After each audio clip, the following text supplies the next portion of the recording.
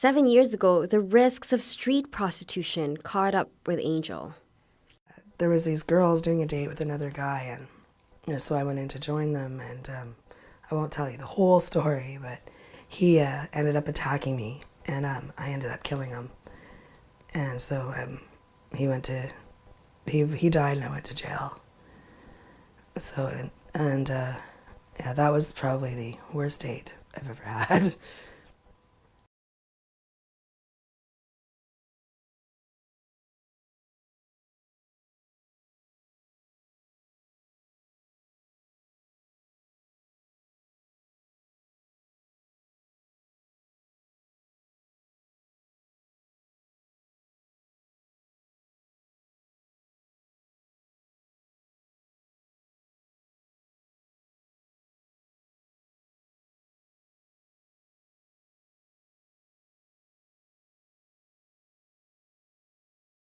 You have successfully penetrated, better than I've ever seen any report in the past, penetrated the secret world that goes on. Where we have tough questions for those at the center. And knowing that he wanted to do illegal things, Yeah. why did you agree to help him?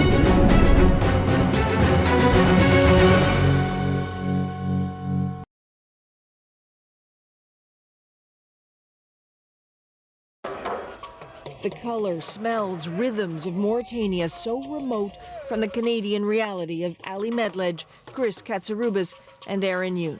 The ending of their story so much clearer than the beginning.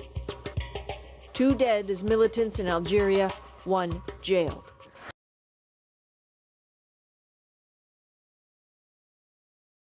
I've hid from the sun my whole life, but I've still had a few scorching burns. Some summer days, despite a thick layer of SPF 5000, I feel like I'm frying. But I'm lucky. I live in Vancouver. When people with albinism in Africa are just little ones, often nobody protects them from the sun. Nobody knows about their condition or about sun protection. Sunscreen is unheard of or too expensive.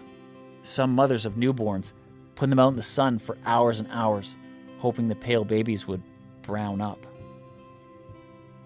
But there aren't just sun rays to avoid, there are machetes.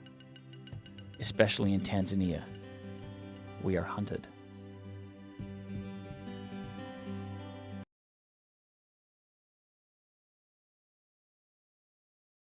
How much money did you send him In total, in total? probably was in excess of $900,000. $900,000. Yes, US. You sent to a man you met on the internet. Yes. You never met face to face. That's right. Ellen emptied her TD Canada Trust investment account. She showed us transaction after transaction, with the money going to Singapore, Greece, and eventually Nigeria, the motherland of so many internet scams. By the time it was over, she says she lost $1.3 million. As for Dave Field, well, W5 did a little investigating and once again discovered the exact same face on numerous dating sites under different names and identities. And it's not just the face. Remember this photo of Dave? Well, we discovered that the body belongs to a real-life celebrity, American Idol winner Taylor Hicks. Again, stolen.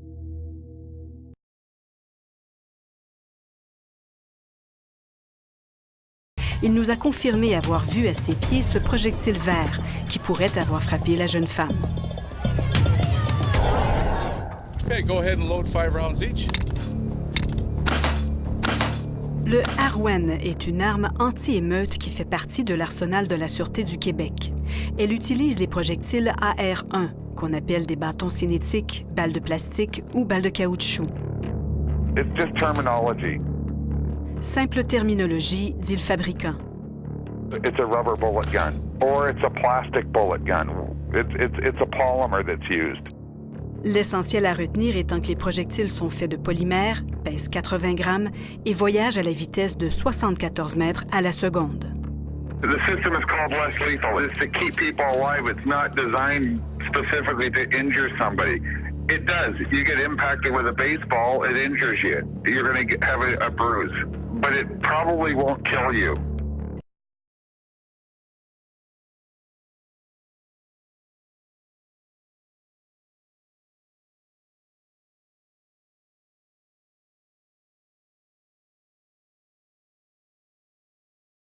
Mark Beaulieu's with Via Rail. He says his passenger service is looking at options and not waiting for government. It's certainly a tremendous cost, tremendous amounts of work.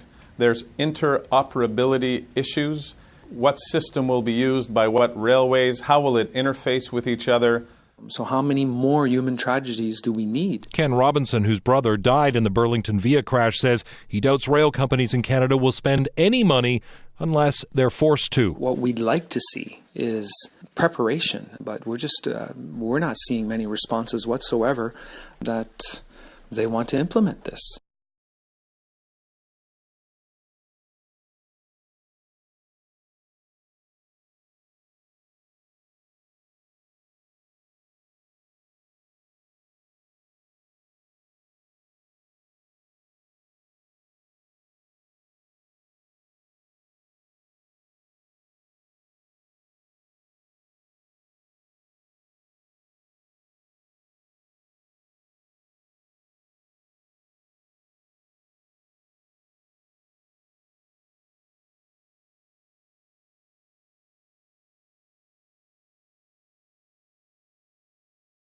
Looking at an attack this brutal leaves Teresa wondering if nursing homes are above the law. I don't understand why nursing homes can't be charged with a criminal act when something like this happens. I mean, someone was assaulted. When CTV came to me, I thought, oh my goodness, this is the most data I've ever seen on this particular issue.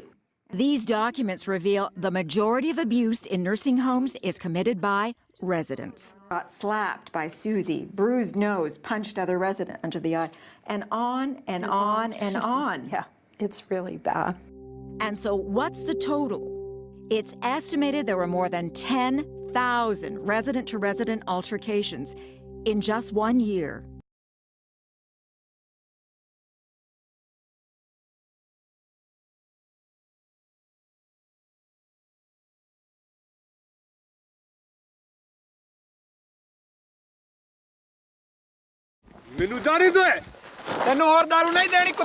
Allegations of an alcohol-fueled fight among Punjabi immigrants at a farmhouse on the outskirts of Edmonton back in May.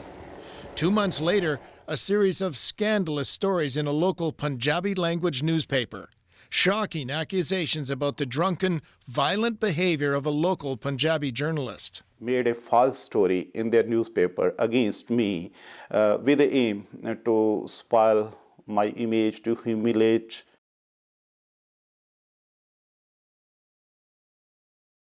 Within weeks of taking her new job at IPAC CO2, Carmen Dibwad believed the company was in trouble. She was stunned to see hundreds of thousands of dollars pouring out of IPAC's bank account to her IT provider, CVI.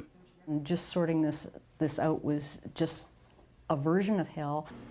CVI was billing this nonprofit with just 8 employees an average of $120,000 a month. Dibwad says the computer system was as incomprehensible as her monthly bill. We couldn't understand what it was and why we would need all of this stuff. I mean, at the end of the day, I think what happened is it's what they wanted, and we were just supposed to shut up and write the checks.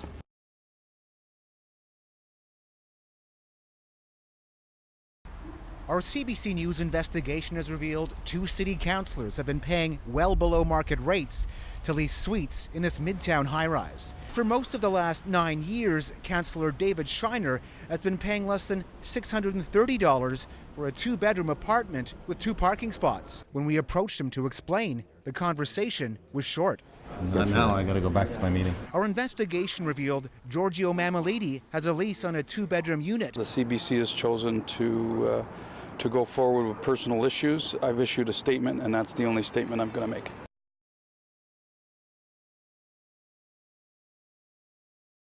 What happened to Ashley Smith is horrific, but it's not as unusual as people would like to think. Stories of many other women who say they also need help, but can't get it or can't accept it. Even though it's your own mistakes that landed you there, you're looking to blame someone, and the staff's the easiest person to blame, so you think they're against you instead of trying to help you. Stories of quarters smotheringly tight. Double bunking them, stacking them like cord. Women with mental issues. the overcrowding is actually making the prison much less safe for the prisoners and the guards.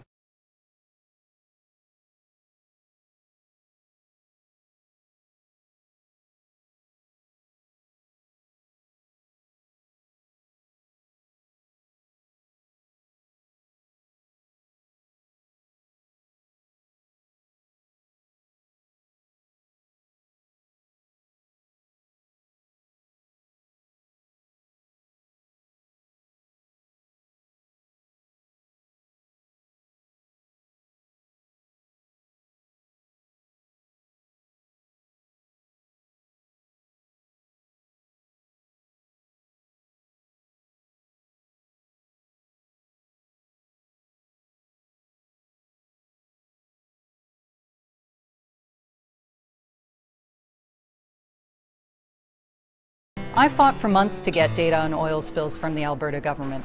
When it finally came, it was much bigger than I thought. There were about 60,000 oil spills in the province since 1975. That amounted to an average of 2 oil spills every day. We took all of this information and we put it online on our website for everyone to see.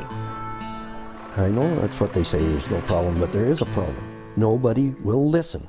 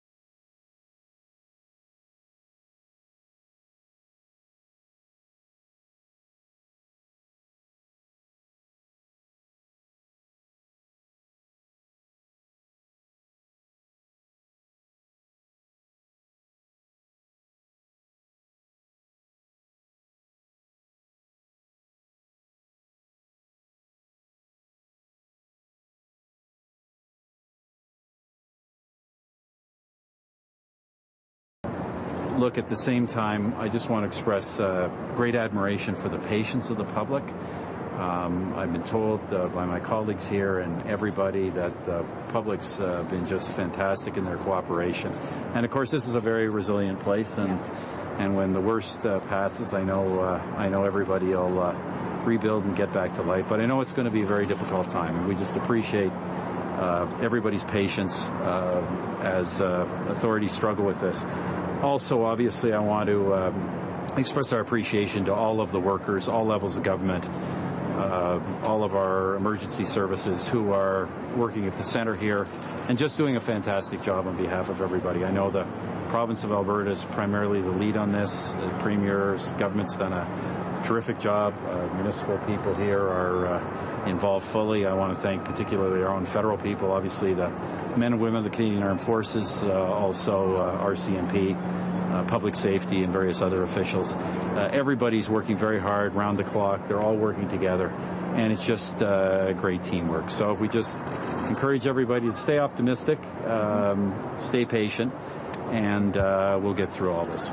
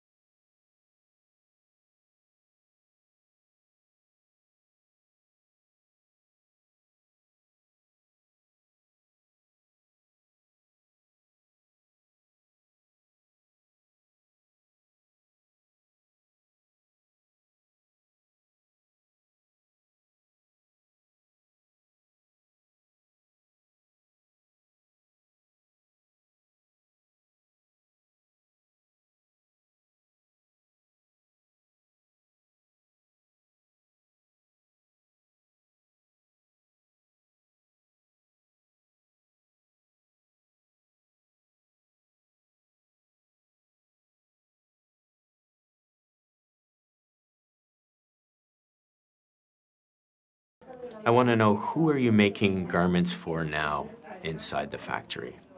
Canada. We hear that there's some problems working inside Hassan Tanvir. We've heard reports that there was a fire at the factory recently. Can they tell us what happened? When the fire really started to spread, all the workers started to protest. They broke the gates and escaped. They didn't want to let us out. They never want to let us out.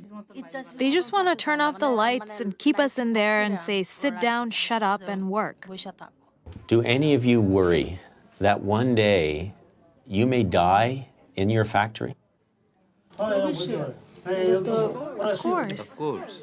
And it happens all the time. It happens regularly. Yeah, it's happened all the time. Every few days there is a fire.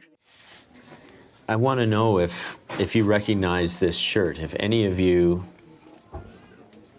recognize having made this shirt over the past few months. Is this something that you made in the factory? We showed them Sujit's shirt that we bought in Canada. Yeah, it's from the 5th floor. I made it when I used to work on the 5th floor.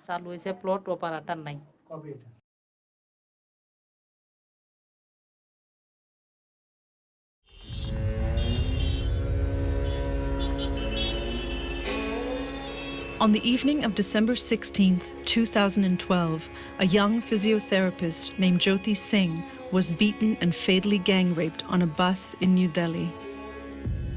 It was a brutal attack that quickly had the whole world transfixed. A young woman was allegedly gang raped in a moving bus in Delhi.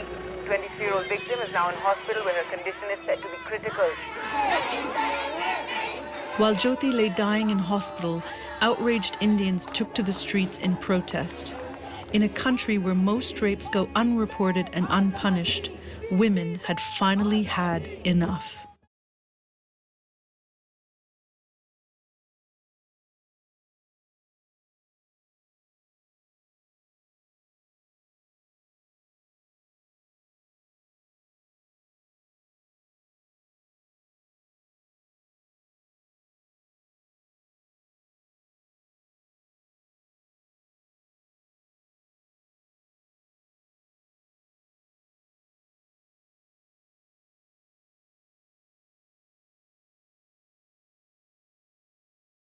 A lot of you people have told the government about this. Yes. You've been telling them for a long time. That's right. Yes. They're speaking now because they want the jobs returned to Canadians so they can earn a good living again. It reaches far beyond RBC workers displaced by outsourcing we first told you about last month. The same thing is happening, we're told, at Manulife, Loblaw, TD, Scotiabank, CIBC, BMO, and others. How big is this? It's very big. It's huge. It's a big scam. It's huge. It's coast to coast.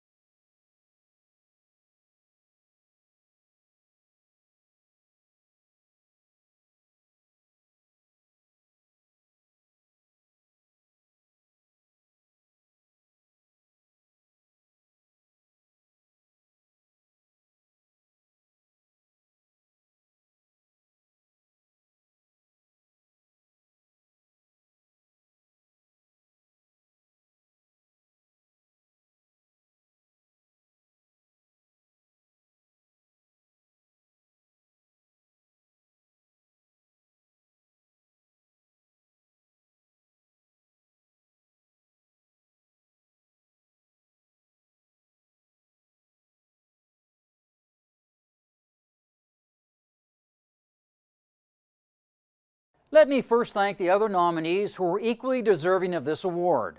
I'm truly honored to be chosen by the CAJ for my work on the Senate expense scandal. There are a lot of people I have to thank for their help on these stories. Media lawyer Peter Jacobson worked hand in hand with me through every story I did. I could not have done the work without the help from the outstanding journalists in CTV's Ottawa Bureau, producers, photojournalists, and editors. Chief anchor Lisa Laflamme and CTV News President Wendy Freeman had my back when the Prime Minister's office and some of the key players denied the stories. But most important, I want to thank the confidential sources who trusted me. These stories would not have been told if it wasn't for the brave people who came forward because they knew what was going on was wrong. Thank you very much.